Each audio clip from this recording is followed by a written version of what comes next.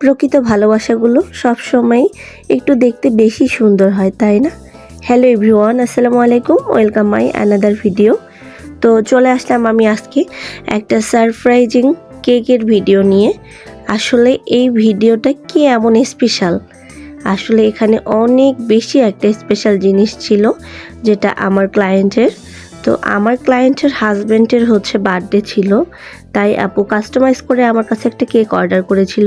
আমি সেটাই আজকে আপনাদের সাথে শেয়ার করব, আর সাথে আপুর কিছু গল্প করে নেব।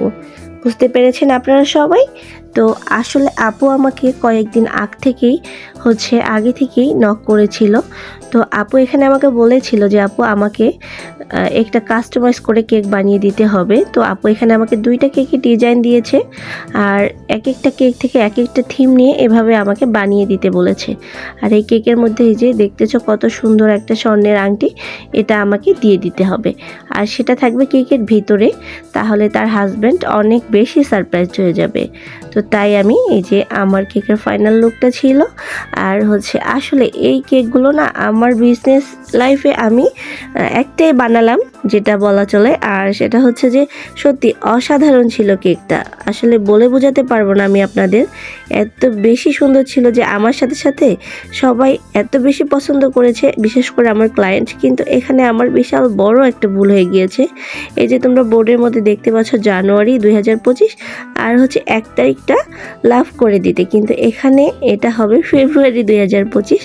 যাই হোক, তারপরে আমার ক্লায়েন্ট মাশাআল্লাহ আলহামদুলিল্লাহ উনি এত বেশি ভালো মন মানসিকতার ছিলেন যে ওনার কাছে এটা কোনো ব্যাপারই ছিল না। তারপরে যদিও বা আমি আপুকে অনেকটা রিকোয়েস্ট করেছিলাম, রিকোয়েস্ট করার পরেই আপুর বাসায় আমি চকলেটটাকে পাঠিয়ে দিয়েছি যে আপু আপনি এটাকে কাস্টমাইজ করে একটু করে নিয়েন, ঠিক আছে, জানুয়ারিটাকে একটু ফেব্রুয়ারি করে দিন। আসলে এখানে কিন্তু আমাদের যে কেকটা থাকে, কেকের ডেটটা খুব বেশি মোস্ট ইম্পর্টেন্ট আমি মনে করি।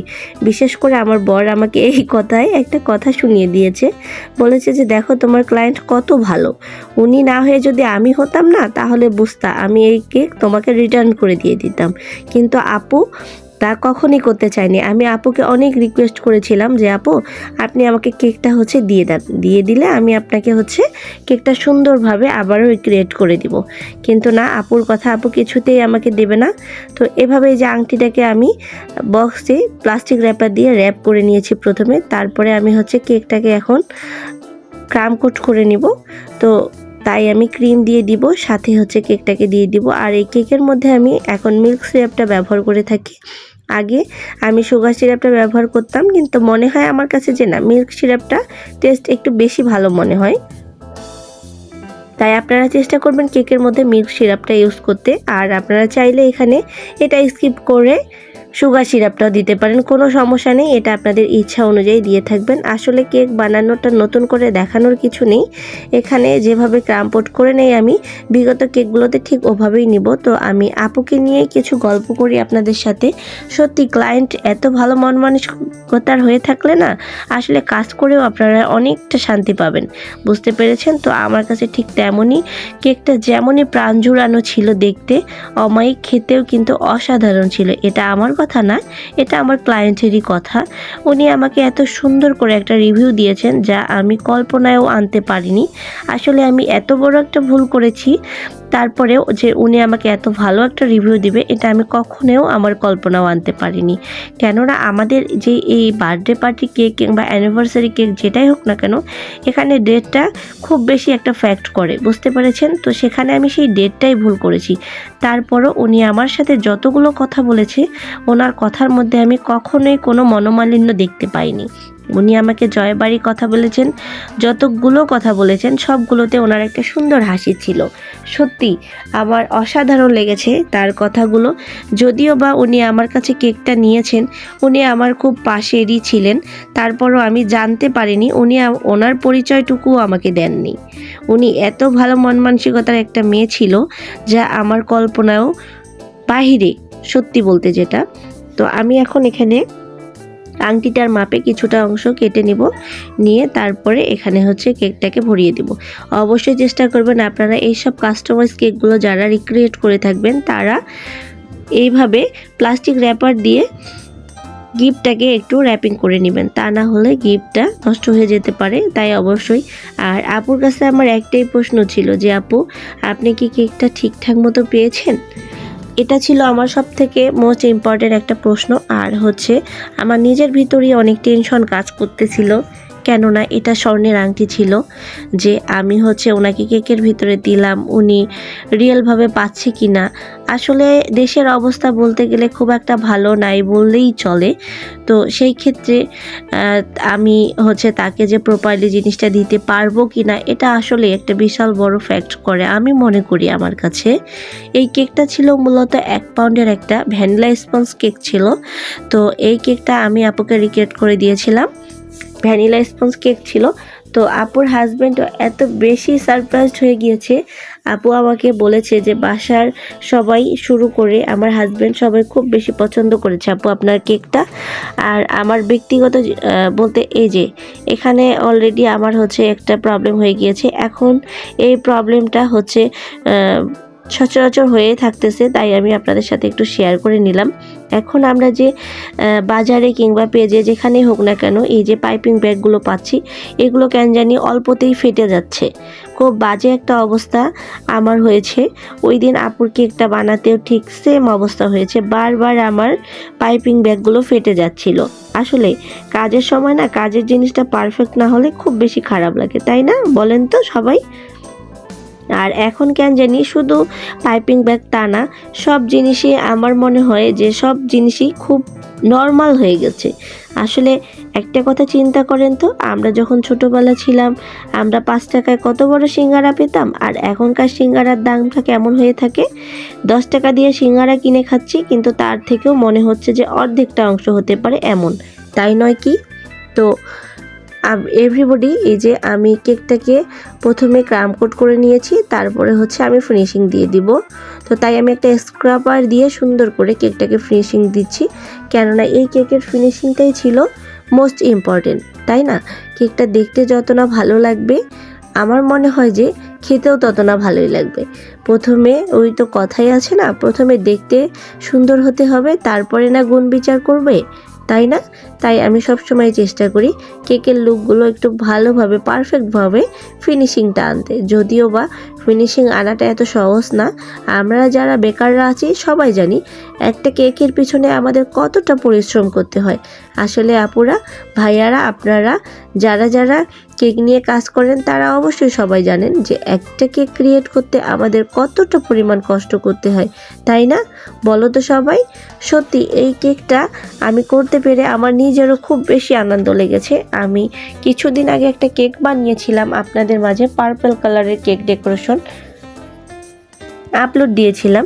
তো ওই কেকটা আমার কাছে আসলে আমার কেক বানানোর যত দিন যাচ্ছে তত আমার কাছে ডিজাইনগুলো এতটা বেশি কিউট লাগতেছে, মাঝে মধ্যে আমার মনে হচ্ছে যে এই কেকটা মেবি আমার জীবনের সর্বসেরা কেক। এটাই মনে হয় আমি সব থেকে ভালোভাবে বানিয়েছি, কিন্তু তা না, আবারও আমি ভালোভাবে বানাতে পারবো ইনশাল্লাহ।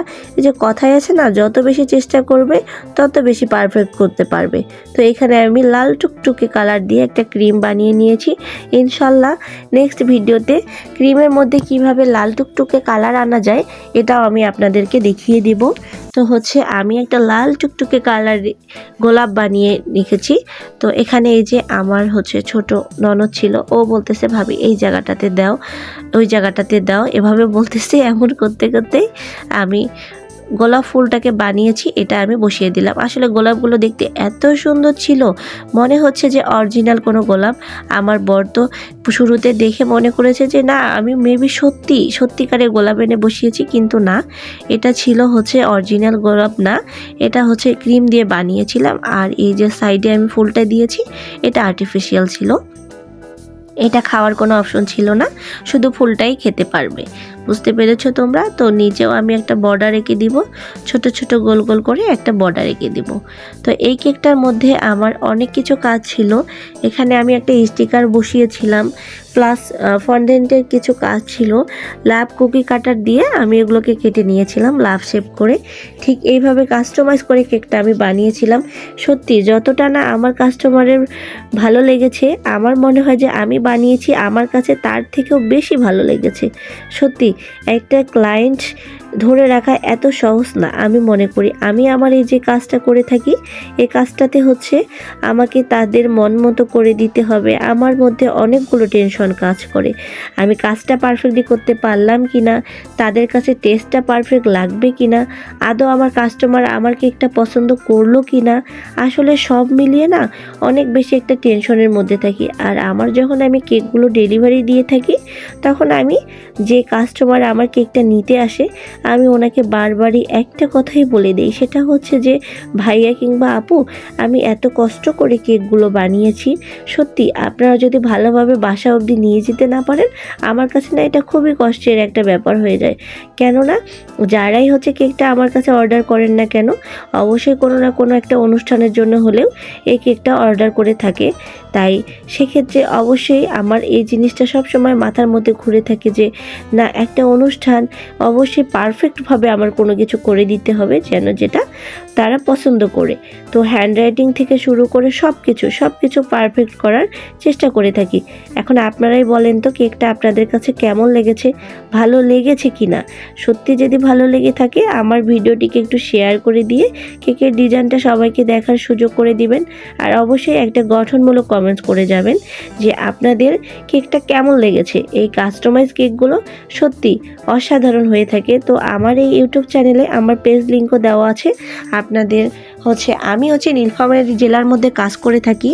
তো যাদের আপনাদের এমন কাস্টমাইজ কেক প্রয়োজন আছে, তারা অবশ্যই আমাকে নক দিবেন পেজের মধ্যে। ইনশাল্লাহ আমি এভাবে কাস্টমাইজ কেকগুলো আপনাদের তৈরি করে দিয়ে থাকবো।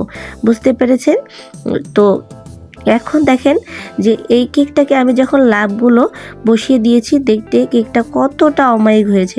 সত্যি এই কেকগুলো না সত্যি অসাধারণ। সব থেকে যেটা ভালো ব্যাপার, সেটা হলো একটা ওয়াইফ তার হাজব্যান্ডকে সারপ্রাইজ দেওয়ার জন্য কতই না চেষ্টা করেছে। এটা একটু দেখেন আপনারা সবাই। তো কেননা আমরা সবসময় যেটা দেখে থাকি যে হাজব্যান্ডরা হচ্ছে ওয়াইফকে এভাবে সারপ্রাইজ দিয়ে থাকে, কিন্তু আমার মনে হচ্ছে আমার দেখা জগতে এটা আমার কাছে একটু ইউনিক লেগেছে, তাই না? যে ওয়াইফ কিভাবে একটা হাজব্যান্ডকে সারপ্রাইজ করার জন্য এতটা কষ্ট করতে পারে। সত্যি আমি যখন ওনার সাথে কমেন্টসগুলো করেছি, সেই কমেন্টসগুলো তো শুধু আমি দেখেছি, তাই না? তো ওই কমেন্টসগুলো দেখলে আপনারা অবশ্যই বুঝতে পারতেন যে তার হাজব্যান্ডের প্রতি তার কতটা যত্ন ছিল, কতটা যত্ন সহকারে উনি আমার কাছে এই কাস্টমাইজ কেকটা বানিয়ে নিয়েছে, যা আপনারা আসলে কমেন্টসগুলো দেখলেই বুঝতে পারতেন। আর এত হাসি ভরা একটা মুখ ছিল মেয়েটার, সত্যি অনেক অমায়িক একটা মেয়ে। জানি না কে তুমি, তোমাকে আমার সেভাবে হয়তো দেখা হয়নি, তোমাকে আমি চিনি না, জানি না, কিন্তু তোমার সম্বন্ধে আমার অনেক ভালো একটা আইডিয়া হয়েছে বোন আমার। এত সুন্দর করে তুমি তোমার হাজব্যান্ডের সারপ্রাইজ দিয়েছো, এটা দেখে সত্যি অনেক ভালো লেগেছে আমার কাছে। আমি যদিও বা এতদিন হলো কেক বানানোর, কিন্তু আমি নিজেই কখনো আমার হাজব্যান্ডকে এভাবে সারপ্রাইজ দিতে পারিনি আপু। ইনশাল্লাহ কখনো চেষ্টা করব। তোমার দেখে অনুপ্রাণিত হয়েছি, বুঝতে পেরেছো? তুমি অবশ্যই আমার ভিডিওটি যদি দেখে থাকো, একটা কমেন্টস করবে, ওকে আপু? তো এই যে ফাইনাল লুক, সাইড দিয়ে কিছু অরিজিনাল গোলাপ, এগুলো আপু কাস্টমাইজ করে দিয়েছে। এই গোলাপ আর আংটিটা আপু আমাকে আগের দিন বিকালবেলা দিয়ে দিয়েছে, যেন আমি সুন্দর করে আপুকে বসিয়ে দিয়ে কমপ্লিট করে দিতে পারি। তো আমি সব মিলিয়ে গোলাপগুলোকেও সেট করে দিয়েছি। দেখতে এত সুন্দর হয়েছে কেকটা, সত্যি আসলে এত সুন্দর একটা কাজ আমি করতে পেরেছি, এটা আমার নিজের কাছেও নিজেকে ধন্য মনে হচ্ছে, তাই না বলেন তো? সত্যি আপনারা চেষ্টা করবেন আমার মতো করে বানিয়ে নিতে। আমার কাছে না নেন, অন্য কোথাও নেন। এই যে এত সুন্দর করে, আসলেই অমায়িক একটা কেক। সবাই ভালো থাকবেন, সুস্থ থাকবেন, আমার জন্য দোয়া করবেন, আমার ফ্যামিলির জন্য দোয়া করবেন, আমার জন্য দোয়া করবেন, যেন আমি আপনাদের আরও সুন্দর ভিডিও উপভোগ করাতে পারি। তো আমার চ্যানেলে যারা নতুন এসেছেন, অবশ্যই আমার চ্যানেলটিকে সাবস্ক্রাইব করে দিয়ে পাশে থাকা বেল আইকনটিতে একটা ক্লিক দিয়ে দিবেন। সবাই ভালো থাকবেন, সুস্থ থাকবেন, আল্লাহ হাফেজ।